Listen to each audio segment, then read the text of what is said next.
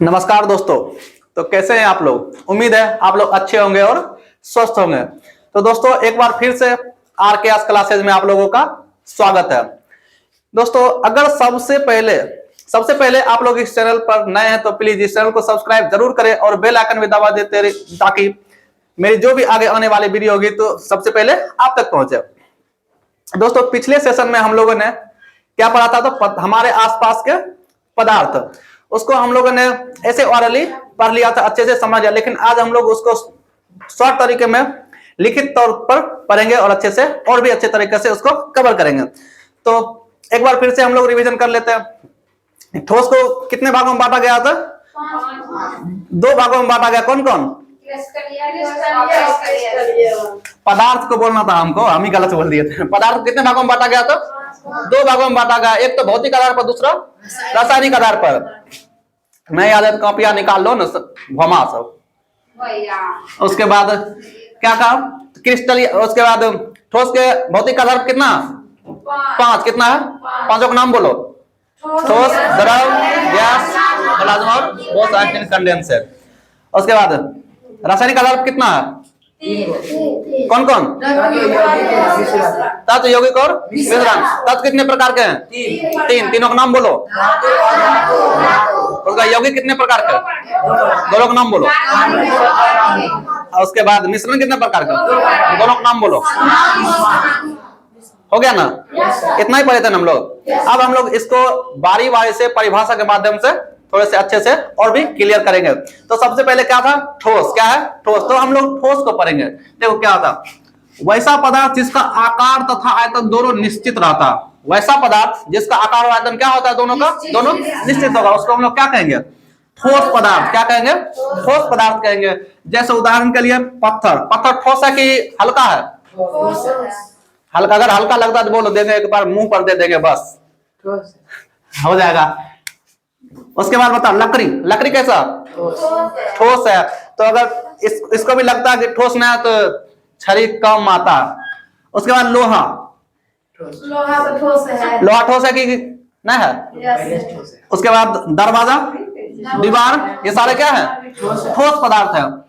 देखो उसके बाद क्या कहा? इसमें अंतराणविक आकर्षण बल जब काफी मजबूत होता है। देखो जैसे पत्थर कितना ज्यादा मजबूत होता है, उसका कण जो है एक दूसरे से इतनी अच्छी तरह से सटे होते हैं ताकि क्या होता है? एक भी छेद दिखाई नहीं देता। मतलब उसमें क्या होता है? उसका आकर्षण बल इतना मजबूत होता है कि उसमें थोड़ा सा भी गैप नहीं रहता। उसमें अंतराणु आकर्षण बल बहुत ही ज्यादा मजबूत होता है, काफी मजबूत होता है, और उसमें अंतराणु स्थान जो है बिल्कुल ना के बराबर होता है। ठीक है। उसके बाद तथा अंतराणविक गति कम होता है। उसमें गैप ही नहीं रहेगा तो गति होगा क्या? बिल्कुल नहीं होगा। अगर अंतराणु आकर्षण बल मजबूत होगा तो उसमें क्या होगा? अंतराणु आकर्षण स्थान जो है बिल्कुल कम होगा, और अगर स्थान कम होगा तो गति भी कम होगा। समझ में इतना बात? उसके बाद देखेंगे ठोस के प्रकार। क्या देखेंगे? ठोस के प्रकार। ठोस 2 प्रकार के। कितने प्रकार के होते हैं? 2 प्रकार के। एक तो क्रिस्टलीय ठोस होता है, दूसरा क्या होता है? और क्रिस्टलीय ठोस। अब हम लोग क्या करेंगे? क्रिस्टलीय ठोस और क्रिस्टलीय ठोस को बारी बारी से देखेंगे। अब हम लोग क्या देखेंगे? क्रिस्टलीय ठोस को। क्या देखेंगे? क्रिस्टलीय ठोस। तो वैसा पदार्थ या वैसा ठोस पदार्थ, क्योंकि ये ठोस का प्रकार है ना, तो कहेंगे वैसा ठोस पदार्थ जिसका ज्यामितीय आकृति और उनका गलनांक क्या होता? निश्चित होता। फिर से इसको देखते हैं। वैसा ठोस पदार्थ जिसका ज्यामितीय आकृति और उसका गलनांक क्या होगा? निश्चित होगा, उसको हम लोग क्या कहेंगे? क्रिस्टलीय ठोस पदार्थ कहेंगे। क्या कहेंगे? क्रिस्टलीय ठोस पदार्थ। तो जैसे उदाहरण के लिए क्या दे देंगे? हीरा का आकार कैसा होगा? चतुष्फलकीय होगा। कैसा होगा? चतुष्फलकीय होगा। और क्या होता है? यह हीरा जो है दुनिया का सबसे कठोर पदार्थ है। दुनिया का सबसे कठोर पदार्थ क्या है? हीरा है। और इसका जो अपवर्तनांक होता है 2.42। क्या हो जाता है? 2.42 इसका अपवर्तनांक। याद रहेगा? याद कर लेना इसको। तो और उसका आकार कैसा होगा? चतुष्फलकीय होगा। और दुनिया का सबसे कठोर धातु क्या हो जाएगा? हीरा हो जाएगा। तो धातु बोल दिए क्या? धातु बोल दिए। अधातु। चलो आगे देखते हैं। दूसरा क्या? अक्रिस्टलीय ठोस। क्या है? अक्रिस्टलीय ठोस। तो वैसा ठोस पदार्थ जिसका ज्यामितीय आकृति और गलनांक क्या होता है? निश्चित नहीं होगा। जस्ट इसका विपरीत होगा। नहीं, क्रिस्टलीय में क्या होगा? आकृति और गलनांक निश्चित होगा।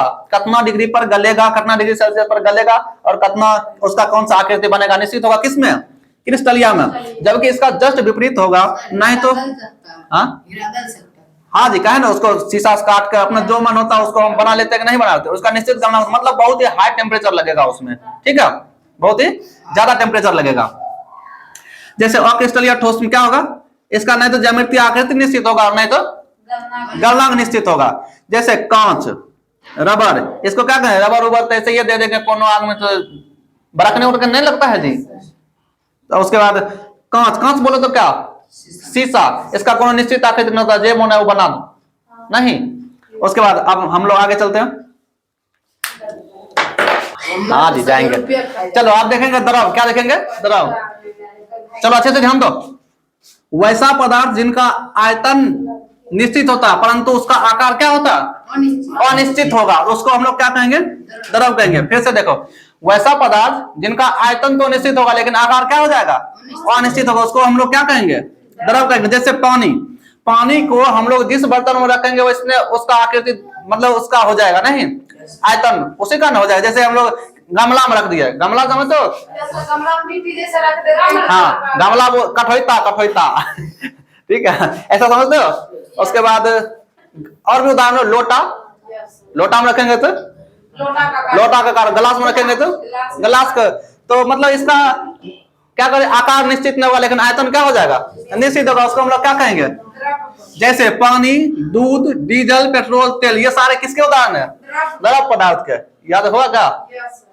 आगे हम लोग देखते हैं, कमरे के तापमान से ऊपर, कमरा का तापमान लगभग कितना, 27, अरे यार कमरा का तापमान होता है 27-28 डिग्री सेल्सियस, कितना होता है, ऐसा रख लो कि 25-28 डिग्री सेल्सियस कमरा का तापमान रहेगा। आपका उससे ऊपर होगा 30 से 35 डिग्री सेल्सियस होगा जी। तो निम्न धातु के जो द्रव होते हैं वो द्रव के रूप में पाए जाते हैं, ठीक है। उस जैसे उदाहरण के लिए ब्रोमीन, ब्रोमीन का परमाणु संख्या कितना होगा, 35। ये जो है कितना डिग्री, मतलब क्या कहे, एक अधातु है कि नहीं, लेकिन किस अवस्था में पाया जाता है, द्रव अवस्था में पाया जाता है। यहाँ धातु लिख देते क्या, ठीक है, और धातु द्रव के रूप में पाए जाते हैं, याद रहेगा। अब हम लोग देखेंगे गैस, गैस का ना तो आकृति निश्चित होगा और ना ही आयतन निश्चित होगा। जिसका परिभाषा देखेंगे, वैसा पदार्थ जिनका आकार एवं आयतन दोनों क्या होगा, अनिश्चित होगा, उसे हम लोग कहेंगे गैस। क्या कहेंगे, गैस। जैसे मीथेन, मीथेन गैस है कि नहीं, क्या बनाते हैं हम लोग, जैसे धान के खेत में कौन सा गैस पाया जाएगा, मीथेन नहीं। उसके बाद ऑक्सीजन, ऑक्सीजन देखे हो तुम लोग, तो हम देखे हो ठीक है, हम भी नहीं देखे, ठीक है। ऑक्सीजन बोलो, ऑक्सीजन वायुमंडल में ऑक्सीजन कितना परसेंट रहेगा, 21%, कितना रहेगा, 21%। अच्छा बता दो नाइट्रोजन कितना परसेंट रहेगा, 78%, कितना रहेगा, 78%। चलो आप बोल दो क्या बच गया, कार्बन डाइऑक्साइड कितना परसेंट, 0.03%, यही ना, याद है जी तुम लोग। चलो आगे देखते हैं। तो इसका उदाहरण मीथेन, ऑक्सीजन, गोबर गैस। गोबर गैस समझते हो तुम लोग, पहले हम लोग क्या करते थे घर में ना, दिया बहुत महंगा हो गया था, करासन तेल, तो क्या करते थे, सरल का गोबर ले लेते थे और उसमें बैटरी टॉर्च वाला लगा देते थे और उसको क्या करते थे, उससे गोबर गैस बनाते थे नहीं। कैसे आप एक्सपेरिमेंट करेंगे वो बाद में बताएं, क्लास खत्म होने के बाद, तो अभी अगर बताने लगे तो हो गया। चल बन गए जल्दी तो अब हम आगे देखते हैं, अब बंद करते हैं। अब हम द्रव को थोड़ा और डिटेल्स में देखते हैं। द्रव में एक पॉइंट आता है त्रिक बिंदु, जो बार बार पूछ लिया जाता है। त्रिक बिंदु क्या होता है, वैसा तापमान जिस पर ठोस, द्रव तथा गैस तीनों अवस्थाएं पाई जाती है। क्या होगा, ठोस, द्रव और गैस तीनों अवस्थाएं पाई जाती है, उसे हम लोग क्या कहेंगे, त्रिक बिंदु कहेंगे। क्या कहेंगे, त्रिक बिंदु कहेंगे। देखो पानी जो है, पानी तीनों अवस्था में पाया जाता है। किस किस अवस्था में पाया जाएगा, ठोस, द्रव और गैस। देखो कब कब रहेगा, जब बर्फ रहेगा पानी तो किस अवस्था में रहेगा, ठोस अवस्था में रहेगा। उस पर उसके बाद जब द्रव अवस्था में जल रहेगा तो किस अवस्था में रहेगा, द्रव अवस्था में रहेगा। और जब वाष्प हो जाएगा तो गैसीय अवस्था में रहेगा। समझ में आया क्या। फिर से देखो, बर्फ रहेगा तो किस अवस्था, ठोस। किस अवस्था में रहेगा, ठोस। और जल रहेगा तो द्रव, और वाष्प रहेगा तो गैसीय अवस्था में। अब हम लोग देखेंगे कि पदार्थ के तीनों अवस्थाओं की तुलना, तीनों अवस्था में रहेगा, कौन कौन अवस्था में रहता है जी, ठोस, द्रव और गैस। इसको बढ़िया देखेंगे हम लोग। ठोस जो है सबसे ज्यादा जो घनत्व तो रहेगा किसमें रहेगा? ठोस में। उसके बाद द्रव में। उसके बाद गैस में। याद रहेगा? सबसे ज्यादा घनत्व किसमें रहेगा जी? उसके बाद देखो आकर्षण बल किसमें सबसे ज्यादा रहेगा? सबसे ज्यादा आकर्षण बल, अंतरानुक आकर्षण बल किसमें रहेगा? ठोस में। किसमें रहेगा? उसके बाद गैस में। ठीक है। उसके बाद प्रसार। प्रसार मतलब क्या होता है? फैलना। प्रसार मतलब क्या होता है? फैलना। तो बोलो सबसे ज्यादा गैस फैलेगा क्या? गैस। जैसे ऑक्सीजन अभी कहाँ तुम देख सकते हो क्या? लेकिन यहाँ पर पत्थर घूमे तो रहेगा, देख पाओगे कि नहीं देख पाओगे? पत्थर घूमेगा जी? कहाँ पर घूमता पता तुम्हें? आसमान में घूमता है। जब कहाँ घूमेगा? चंद्रमा पर। क्या कहते हैं वहां पर? क्या कहते हैं? वायुमंडल है क्या? नहीं है। इसलिए क्या करेंगे वहां पर? पढ़े हो तुम लोग की 11.2 किलोमीटर प्रति घंटा चार्ज जो अगर फेंक देंगे बेग से तो वो ऊपर रह जाता है। पढ़े हो? अगर नहीं पढ़े हो तो आगे पढ़ोगे। तो चलो पहले इसको अच्छे से ध्यान से देखो और सब बोलो। प्रसार, सबसे ज्यादा प्रसार किसमें होगा? उसके बाद ठोस। सबसे कम प्रसार किसमें होगा जी? ठोस में। उसके बाद देखो विसरण। ये विसरण का मतलब फैलना ही होता है एक तरह से। तो इसमें क्या हो जाएगा? सबसे ज्यादा किसमें होगा? गैस। उसके बाद होगा ठोस में। अब देखो गति। गति मतलब सबसे ज्यादा गति कौन करेगा? बोलो सबसे ज्यादा गति करेगा गैस करेगा कि द्रव करेगा ठोस करेगा? गैस करेगा। उसके बाद मतलब कि ऐसा समझ लो कि हवा सबसे ज्यादा पहले पहुंचेगा कि पत्थर पहुंचेगा? तो उसके बाद देखो अंतराण्विक स्थान। अंतराण्विक स्थान मतलब कि खाली स्थान कहाँ किसमें सबसे ज्यादा रहेगा? तो खाली स्थान सबसे ज्यादा कहाँ पर होगा? गैस में। जैसे यहाँ पर हवा है, हम हाथ डाल दिए, पता चल गया क्या? पता नहीं चला, फिर भी यहाँ खाली स्थान है तभी तो हम हाथ डाल दिए। उसके बाद द्रव पानी रहेगा तो उसमें हाथ डाल सकते हैं। लेकिन ठोस रहेगा, कौन ठोस रहेगा? ये बोर्ड है, अगर हम हाथ डाले वही पार चल गया हाथ का? नहीं गया ना। तो इसमें अंतराणु का स्थान सबसे कम किसमें होगा जी? ठोस में। सबसे ज्यादा किसमें होगा? गैस में। ठीक है। अब हम लोग आगे देखेंगे। अब हम लोग प्लाज्मा के बारे में जानेंगे। प्लाज्मा क्या था? यह पदार्थ की कौन सी अवस्था है? चौथी अवस्था है। कितनी अवस्था को हम लोगों ने पढ़ लिया? 3 अवस्था। अब हम लोग कौन सी अवस्था पढ़ेंगे? चौथी अवस्था। कौन सा है? प्लाज्मा। इसमें उच्च ताप पर परमाणु आयनित होकर गैसीय अवस्था में आ जाता है। इसमें बताए थे कि क्या होता है, जैसे कि सोना का गलाकर, क्या बोले थे? सोना का गलाकर बोले थे ना कि कुछ भी आभूषण आ सकता है। जैसे कि बोले थे ना, नाक वाला, कान वाला, कांटी बना के माथा में ठोक लो हो जाएगा माथा वाला, कान में कांटी बना ठोक लो हो जाएगा कान वाला, गला में फंसरी लगा लो हो जाएगा गला वाला। इस हो जाएगा। इस मतलब क्या, ऐसा समझ लो कि उसको गला वाला क्या कहते हैं जी? हार। चलो हार बन जाता। उसके बाद देखो माथा वाला क्या कहते हैं? मंटिका। आगे देखते हैं हम लोग। अरे ये सब लड़की लोग तुम हो तो तुमको नहीं पता होना चाहिए जी। मुझे क्या बता। चलो आगे देखते हैं। उसके बाद देखो फ्लोरोसेंट ट्यूब और नियॉन बल्ब में प्लाज्मा पाया जाता है। फ्लोरोसेंट ट्यूब और क्या कहते हैं? Neon bulb. इसमें क्या पाया जाएगा? प्लाज्मा पाया जाता है। नियॉन बल्ब के अंदर नियॉन गैस और फ्लोरोसेंट ट्यूब के अंदर भी हीलियम गैस पाया जाता है। और इसके बाद और भी कोई अन्य गैस भी उसमें भरी हुई रहती है। उसके बाद देखो इसमें कण अति ऊर्जावान तथा उज्ज्वलित होते हैं। प्लाज्मा में जो जिसका कण होता है हमेशा क्या मतलब ऊर्जावान होता है, और क्या होता है? उज्ज्वलित होता है। मतलब क्या? इससे ऊष्मा निकलते रहता है। उसके बाद देखो सूर्य तथा तारों में ईंधन प्लाज्मा अवस्था के रूप में होता है। सूर्य और तारे में ईंधन किस अवस्था में रहेगा? प्लाज्मा अवस्था में रहेगा। किस अवस्था में रहेगा? प्लाज्मा अवस्था में रहेगा। जैसे ऐसे देखो प्लाज्मा में क्या होता है? इतना ज्यादा प्लाज्मा गर्म रहेगा कि अगर जितना गर्म होता है, अगर तुमको इस हाथ में दे दिया जाए ना, जैसे सोना गलाया है, सोना गला का अगर तुमको हाथ में दे दिया जाएगा, वो हाथ फाड़ के पट्टा आ जाएगा, मतलब इस इधर आ जाएगा। हाँ जी, इतना ज्यादा गर्म रहता है। जैसे ऐसे समझ लो कि हम लोहा गर्म करते हैं ना जी, लोहा गर्म करने के बाद अगर किस यहाँ पर करेंगे ना तो सीधे चल जाएगा। गर्म मतलब कि हल्का गर्म नहीं जी। के लिए जो फिल्टर जो बनाया जाता है वही हाँ उस टाइप चापाकल में जो होता है उस टाइप। उसमें क्या होता है? पाइप में हम छेद करते हैं, फटाक छेद हो जाता है कि नहीं? ऐसे वो बहुत ठोस होता है। उसके मापिक हाथ कुछ है क्या? हाथ तो उससे ज्यादा मुलायम है ना जी।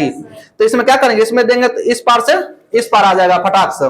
उसका गर्म इतना ज्यादा होता है गर्म। उस समय सर वो लोहा प्लाज्मा की अवस्था में रहता है। हाँ ऐसा समझ, खूब ज्यादा गर्म एकदम पूरा लाल हो जाएगा, पूरा लाल। तो किस अवस्था में रहता है वो? प्लाज्मा अवस्था में रहता है। कोई और क्वेश्चन नहीं? आगे देखो अब, तो सूर्य और तारे किस अवस्था में रहेंगे? प्लाज्मा अवस्था में। तो उसके बाद देखो पांचवा है बोस आइंस्टीन कंडेंसेट। पांचवा कौन सा है? Bose Einstein condensate. इसको शॉर्ट में बीईसी भी कह सकते हैं। बी से बोस, ई से आइंस्टीन और सी से कंडेंसेट। यह पदार्थ की पंचम अवस्था है। पदार्थ की पंचम अवस्था कौन सा है? Bose Einstein condensate. यह पदार्थ की परम ताप के निकट पाया जाता है। पदार्थ परम ताप मतलब क्या? परम ताप क्या होता है? 0 डिग्री या 273 केल्विन। आप लोग आगे देखेंगे। चलो अब हम लोग क्या देखेंगे? तत्व। क्या देखेंगे? तत्व। इससे पहले हम लोग क्या पढ़े? बोस आइंस्टीन कंडेंसेट ना। बोस आइंस्टीन कंडेंसेट में थोड़ा सा और एक बात जान लेते हैं कि इसमें एक था, इसको अगर पूछेंगे कि इसका नाम बोस आइंस्टीन कंडेंसेट कैसे पड़ा, तो हम लोग क्या कहेंगे इसको? बोस आइंस्टीन कंडेंसेट क्या कहेंगे? तो क्योंकि एक थे बोस जी थे, बोस जी ने क्या कहा कि इसका खोज किया था। पदार्थ पांचवा अवस्था कौन था? Bose Einstein condensate. इसका खोज किया था। तो ये चाहते थे कि इसका प्रसारण हो। प्रसारण मतलब क्या? पब्लिश हो। तो पब्लिश नहीं करता था क्योंकि ये उतना फेमस नहीं थे।